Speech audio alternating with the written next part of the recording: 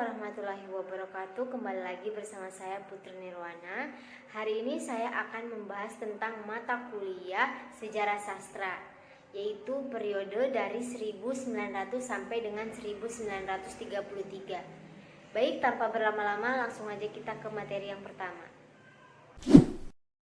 Baik, kita mulai saja pada materi yang pertama, yaitu bacaan liar dan Komisi for the Volkslektur atau Balai Pustaka.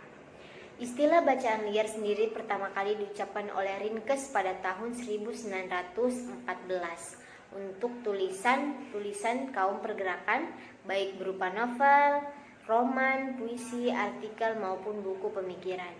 Bagi kaum pergerakan, bacaan merupakan alat penyampai pesan dari orang-orang atau organisasi-organisasi pergerakan kepada kaum promo. Sejarah sastra modern di Indonesia diawali dengan berdirinya Komisi for the Volkslektur atau sering disebut dengan Balai Pustaka. Komisi ini pada awalnya dibentuk untuk menanggulangi bacaan liar yang beredar di masyarakat, baik dalam bentuk surat kabar maupun cerita-cerita tulis yang membahayakan pemerintahan kolonial Belanda. Sastra pada masa ini disebut dengan sastra masa kebangkitan, terutama pada periode 1920-an. Baik, yang kedua yaitu sajak-sajak Muhammad Yamin dan Rostam Effendi. Muhammad Yamin. Beberapa pengamat dan peninjau sastra mengatakan bahwa Muhammad Yamin dianggap sebagai pemula penyair dalam khasana sastra Indonesia modern. Setelah dewasa dan matang, dia terjun ke gelanggang politik dan tidak menciptakan karya sastra lagi, karena ingin membantu memerdekakan negara Indonesia. Sedangkan Rostam Effendi, dia bekerja menjadi guru tapi tak lama kemudian terjun ke lapangan kebudayaan dan politik.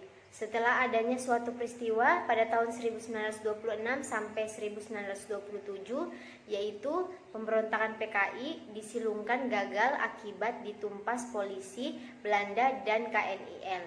Dia meninggalkan Indonesia dan pergi ke Belanda.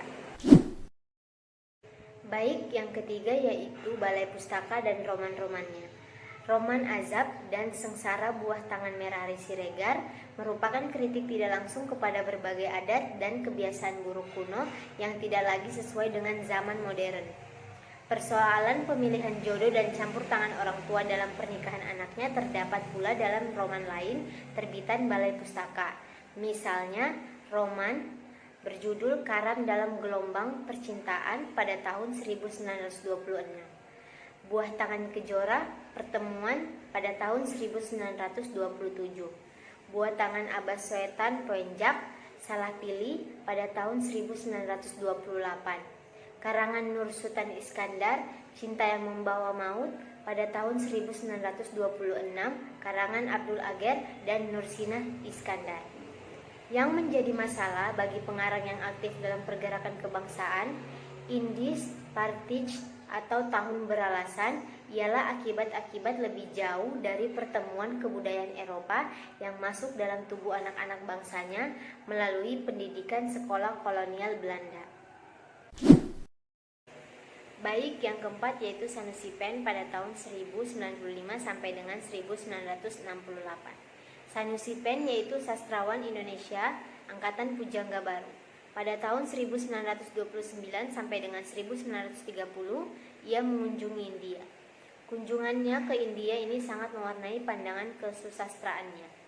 Karya-karyanya yang terkenal diantaranya Pancaran Cinta dan Prosa Berirama 1926, Puspa Mega dan Kumpulan Sajak 1927, Erlangga Drama dalam Bahasa Belanda 1928, Enzam Karoda Luet Drama dalam Bahasa Belanda 1929, Madah Kelana dan Kumpulan Sajak yang diterbitkan oleh Balai Pustaka 1931, Naskah Drama Kertajaya 1932, Naskah Drama Sandyakalaning Majapahit 1933, Naskah Drama Manusia Baru yang diterbitkan oleh Balai Pustaka 1940. Tidak satupun di antara kedua pihak berhak mencaci maki pihak lainnya. Oleh karena dengan demikian berarti bahwa kita menghormati jiwa suatu bangsa yang sedang menunjukkan sikapnya. Dikutip dari Nasionalisme, Jong Batak, Januari 1926. Jadi sampai di sini materi pada hari ini. Kesimpulannya yaitu Sejarah sastra adalah cabang ilmu sastra yang menyelidiki perkembangan cipta sastra sejak awal pertumbuhannya hingga perkembangannya sekarang.